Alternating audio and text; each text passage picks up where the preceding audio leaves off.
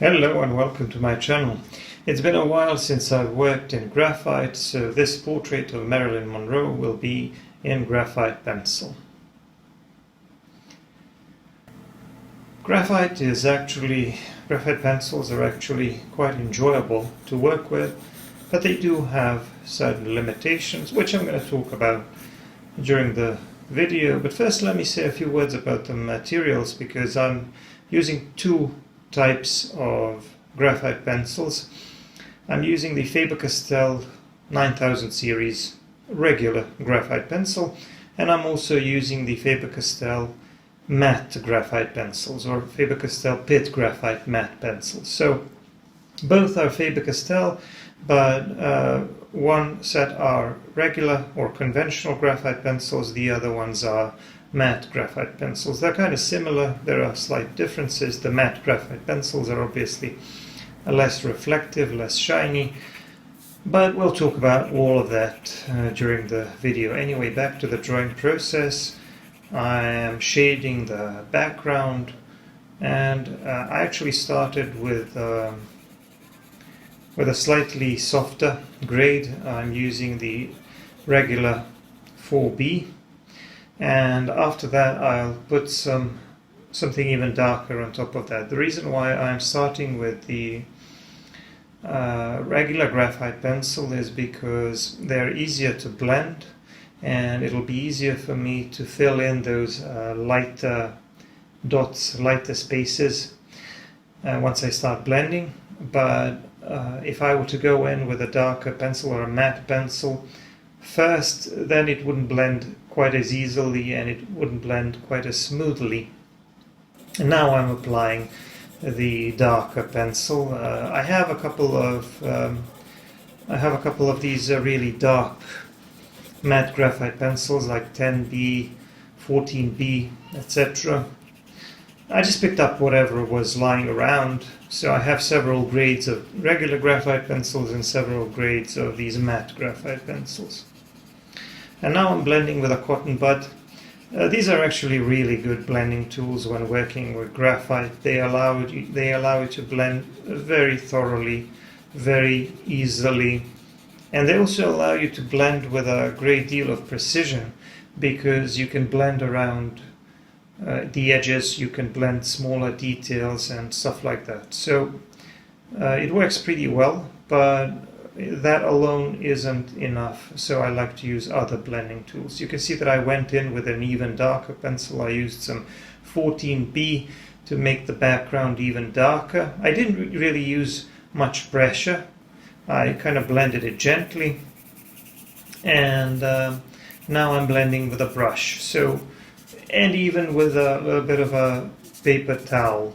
So I'm using three types of blending tools because they all blend slightly differently. For example, the paper towel that I used, or paper tissue, whatever, that I use around the edges, it allows you to blend those lighter areas very smoothly.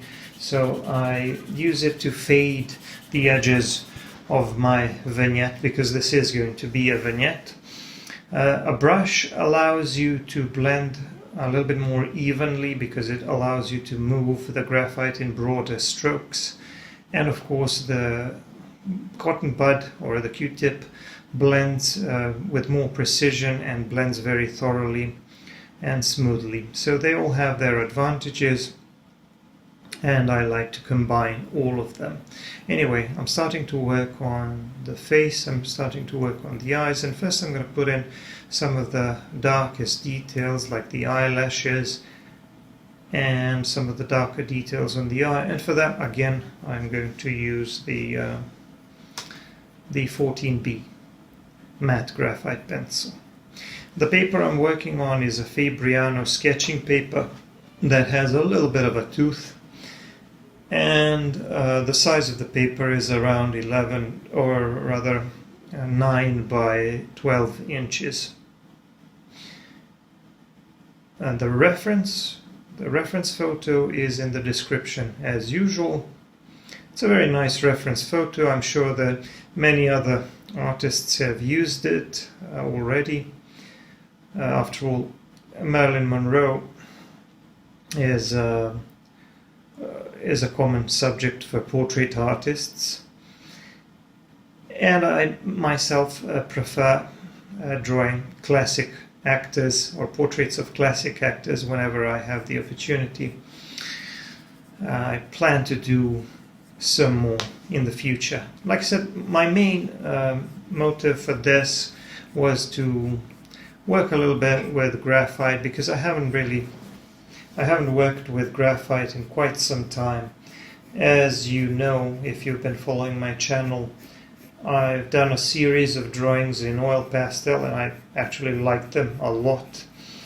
They are fun to work with, but I like to work in other types of dry media as well. So I decided to switch it up a little bit and go back to my old medium, which I started working with when I was a beginner, because I did a lot of portraits in graphite. So I decided that it was a time for another one, and because this time I have more materials, or better materials if you will, I decided to combine these regular graphite pencils with matte graphite pencils. What are some of the things I don't like about graphite? I don't like the graphite shine, and I don't like the fact that graphite is relatively slow to work with, at least in comparison with charcoal. Now let me say a few more words about the drawing process. As you can see, I'm working on the hair now, and I'm trying to follow the direction and the flow of the hair with my pencil strokes there. And now I'm actually back to shading the face a little bit, shading this upper eyelid area and the area around the eye. So while I was doing the hair, I tried to curve my pencil strokes in such a way to follow the flow of the hair. And because that's a little bit difficult to do when you're recording, because I don't really rotate the drawing, or I don't really rotate the paper much when I'm recording. I usually have to break it into several strokes rather than trying to pull a continuous stroke. So maybe if I could work in different angles and rotate the drawing a little bit more, I would have more freedom to be a little bit more loose with my pencil strokes. But this way it will also work, because graphite blends really well.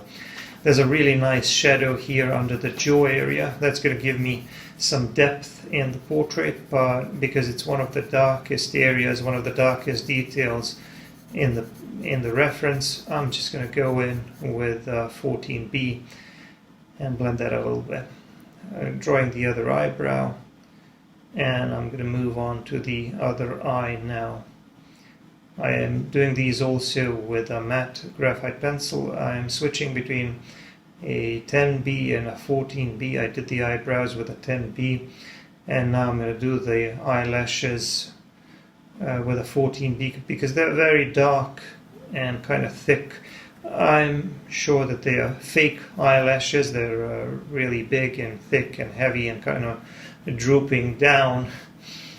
But that's the way she wore them. I'm assuming they were fake. Anyway, the eyes as well also appear fairly dark in the reference photo, except for the fact that the pupil is the darkest part of the eye, and the iris around it, I'm going to shade it so that it's a little bit lighter. I don't really know if the camera will pick up on these subtle differences in value between the areas which are very dark and those which are not quite as dark, but it doesn't really matter.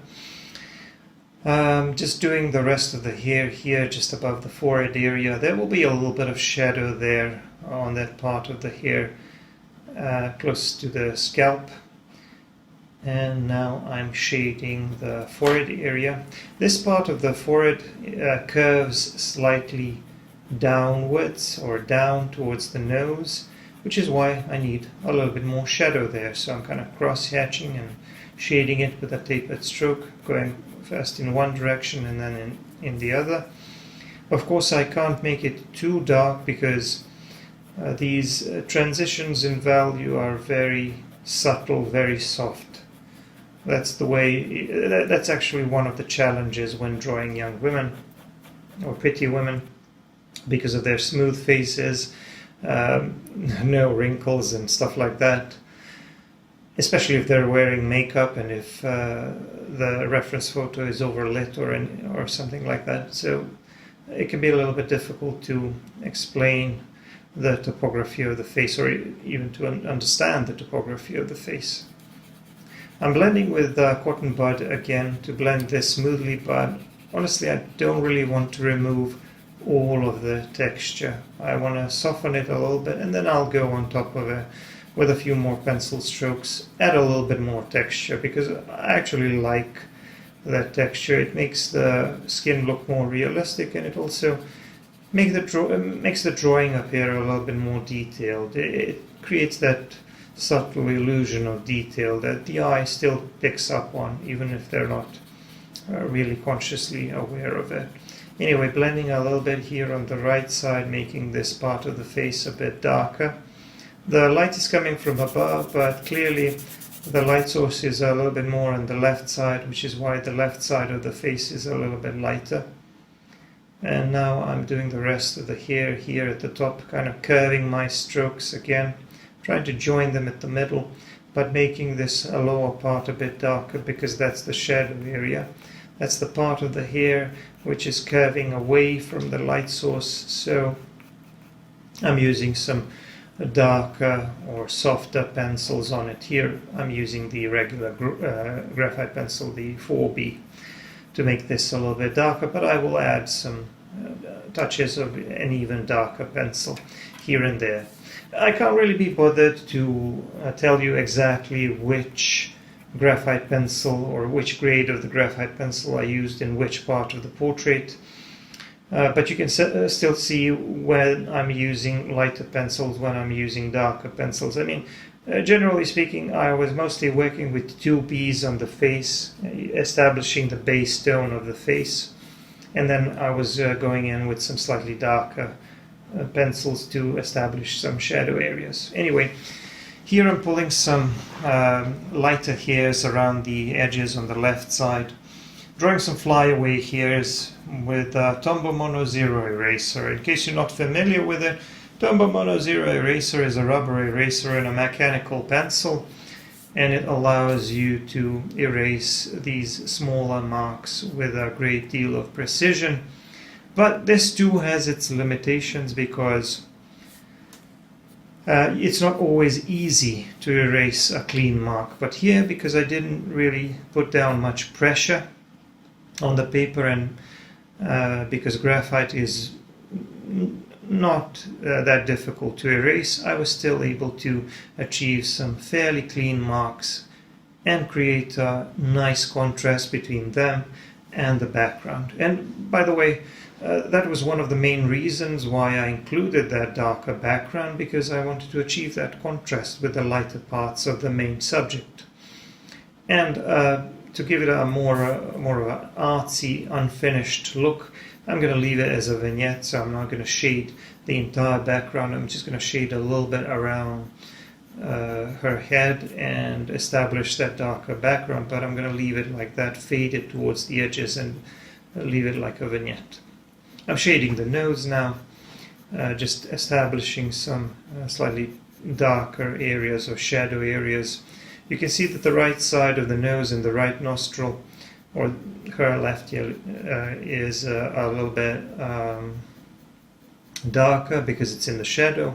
But there is also a part of the tip of the nose which is facing down, which needs to be even darker. So these are just some subtle variations in value that you need to pay attention to if you want to describe even some of these smaller shapes. Onto the mouth and the lips now. They're kind of glossy and shiny, so there's a shiny or glossy area to the left and a little bit here as well at the top. I'm going to have to work around those lighter areas because it would be a little bit difficult to clean that up later. So even though I have precision erasers, when I have the opportunity to establish a lighter area by reserving the light space, I always do that rather than having to clean it up later. Anyway, I want to talk a little bit more about the differences between these regular and conventional or matte graphite pencils. So I already did a review on the matte graphite pencils and I like them. They work. I do a lot of portraits with them, but I usually combine them with either charcoal or regular graphite, whatever. In terms of blending, they don't blend as well as regular graphite pencils do because they're a little bit harder and they feel a bit more like colored pencils rather than graphite pencils. So I have to tell you that. I don't know if you've had the opportunity to try them. They are good. Like I said, I like them, but don't expect them to perform exactly the same as graphite pencils do. Graphite pencils are a great drawing tool, but like I said, they do have a problem with graphite shine when you want to try to create darker areas. Here in this portrait, that's going to be less of a problem because first of all, I picked a paper that has a bit of a tooth. That's going to help a little bit to kind of disperse that shine or soften it. And also I'm going to use matte graphite pencils on top and in combination with the regular graphite pencils, which is going to make it simply darker in places where it needs to be, but less reflective. And of course, because I'm using regular graphite pencils, that's going to make it easier for me to blend and shade larger areas. So I'm kind of trying to use the advantages of both of the types of pencils that I'm using, and I think it's working pretty good. Anyway, I'm shading the lower part of the face here, just doing a little bit more work on the mouth and the other parts of the face, but I think so far the left side of the face needs a little bit more work because that cheekbone and cheek area is a little bit off, so I'm going to need to modify that a little bit. But this is not something that you can do all at once, so sometimes you need to work on other areas and shade them, and then maybe it's a little bit easier to see which parts of the portrait are off in terms of likeness or shapes or values, and then later you can go back and make some minor adjustments where needed.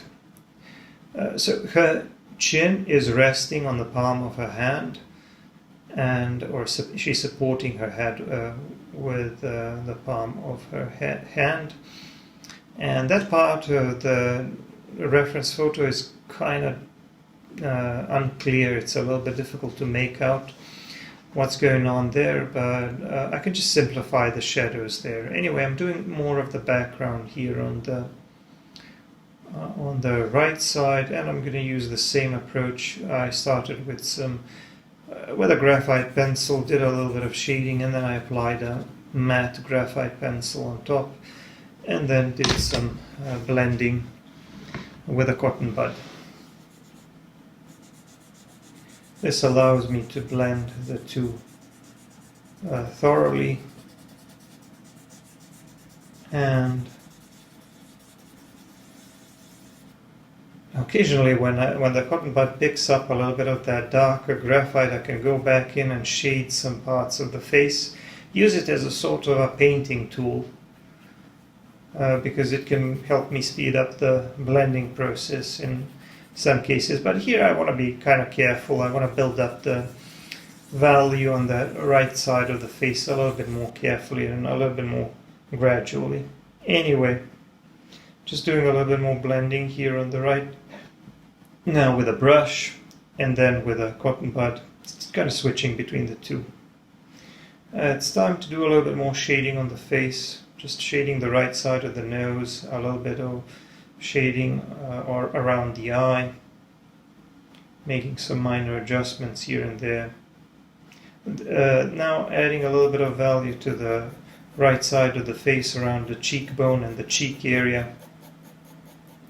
This area is kind of tricky, especially to the right, where I need to define where the face ends and the hair begins.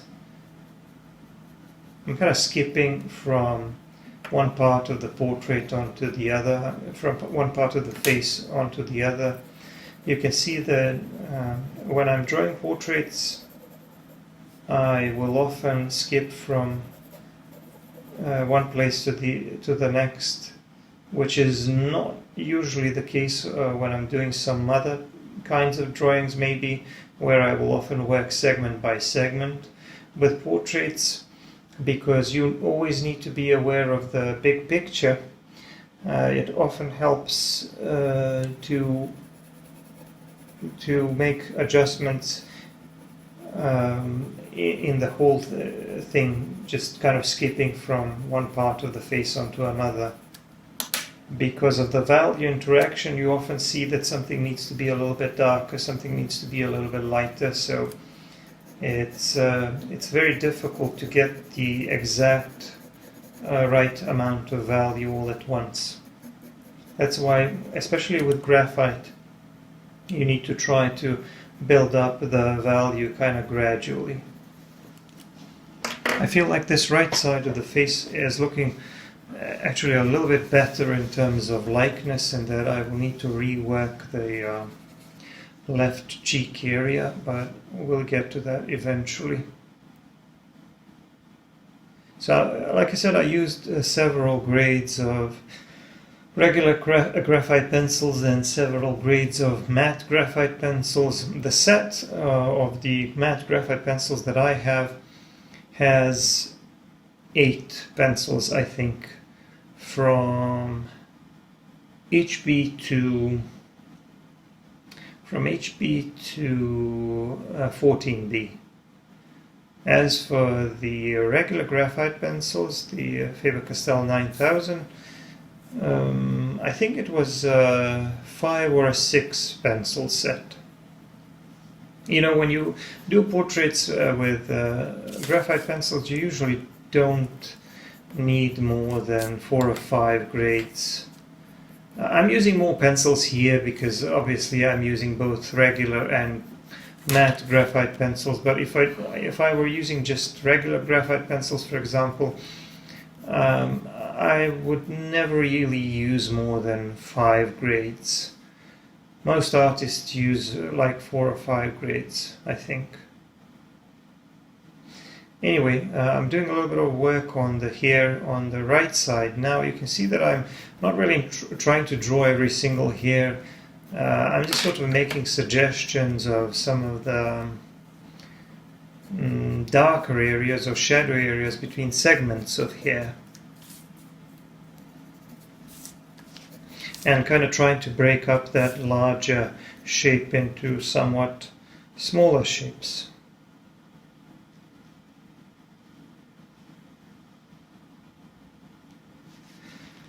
And just adding some lighter marks. Now, trying to follow the direction of the hair. It's maybe looking a little bit ugly now, but I will smooth it out. I will soften it with blending tools. You can't really draw hair, whether it's a lighter hair or darker hair, you can't really draw hair without using blending tools extensively, because you can't draw every single hair, and in order to create that softer, more voluminous, more natural look, you always need blending tools. I'm blending with a brush now. You can see that I've defined some of the shadow areas in that hair. You can see that some of these segments are casting a shadow onto the others.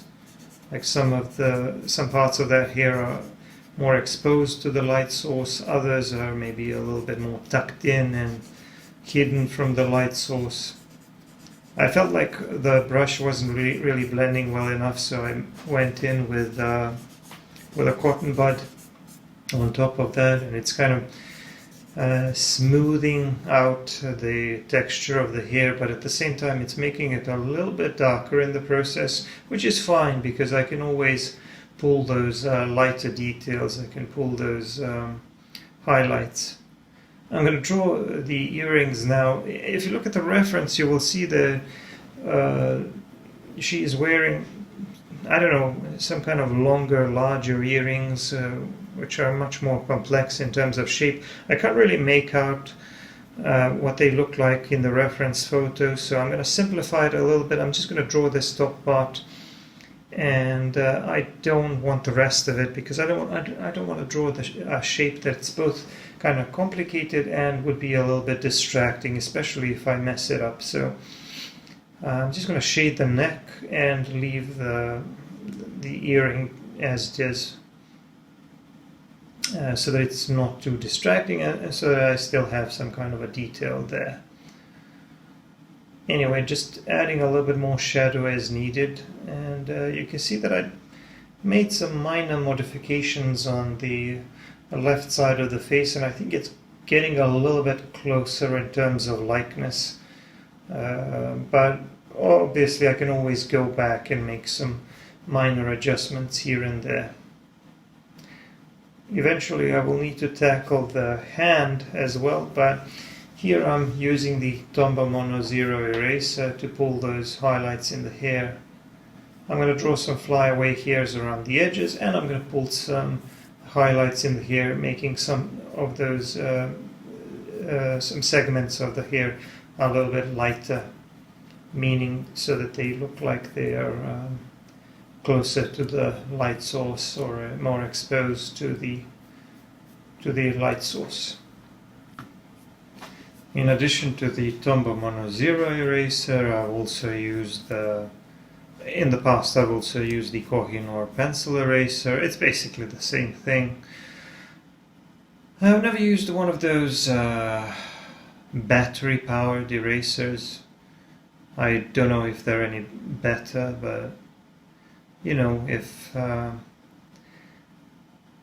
you didn't press too hard and if you didn't bury the material into the grain of the paper, you should be able to erase regardless of the type of the eraser.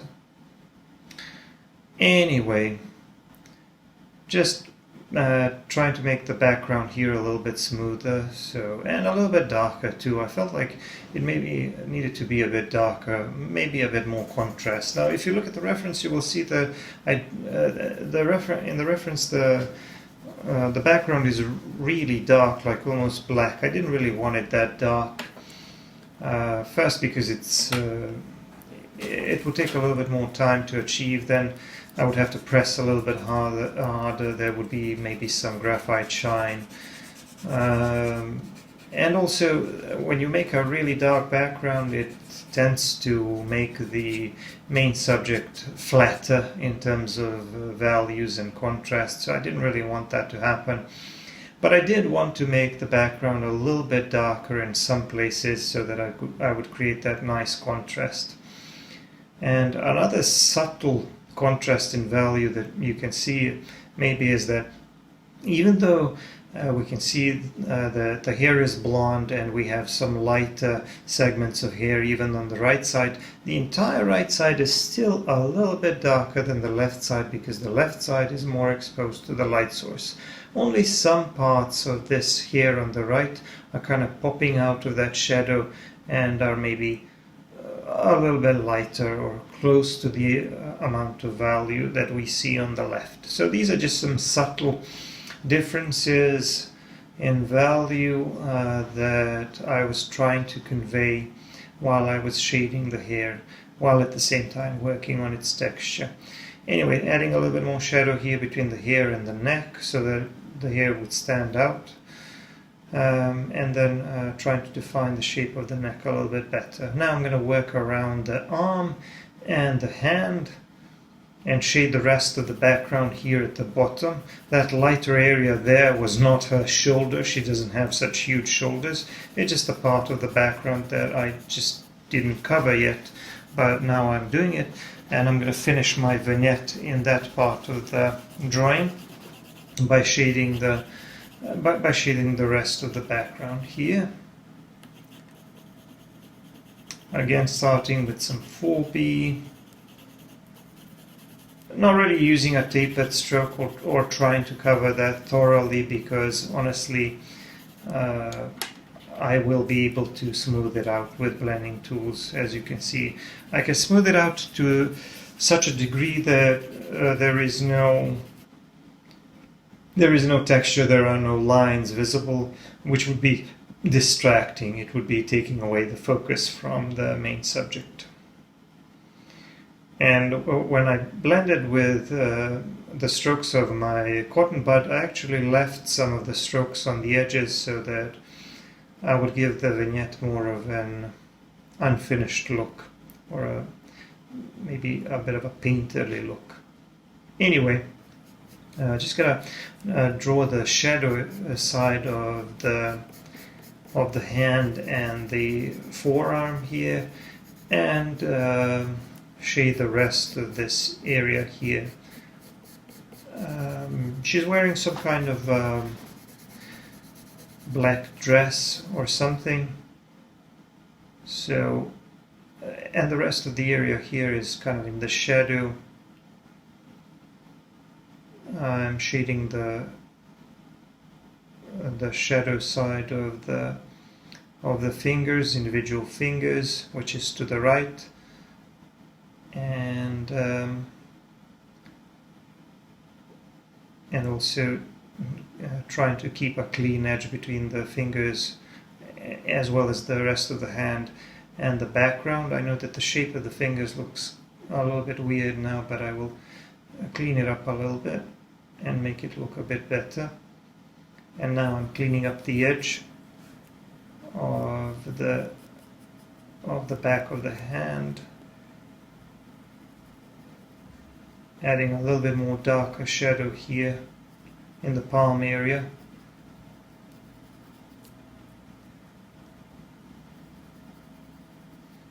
And maybe simplifying some of the shadows there.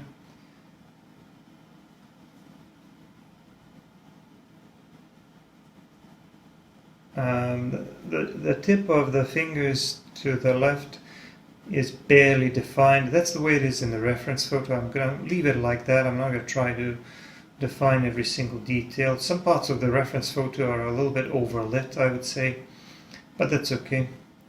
I'm just making some minor adjustments around the mouth. The full-length video of this will be available on Patreon. It will be a slightly longer one because, as I've already mentioned, graphite is relatively slow to work with. It's slow when it comes to establishing larger areas of darker value. That's where charcoal is much faster. But graphite is obviously better if you need precision and fine textures and details and stuff like that. Just doing a little bit more shading on her back and the shoulder area. I'm not really going to bother trying too much to define this area in terms of anatomy. Just going to try to define some of the larger shapes that I see. I'm going to finish the portrait by putting my signature on the right side. And I'm still going to make a few minor adjustments. I didn't really like the shape of the eyelashes here on the right. The eyes felt a little bit asymmetrical, so I modified that a little bit. And I'm going to make some other minor adjustments here and there. Maybe a little bit more shadow here. And maybe the eyebrows I felt needed to be just a little bit thicker. So I added a little bit more on both the left side and the right side. I also pulled a few lighter strokes with a Faber Monroe Zero Eraser because I wanted to give a little bit more volume to the hair. Anyway, the drawing's done. I hope you enjoyed the drawing process. For longer videos and more content, check out my Patreon. Bye bye.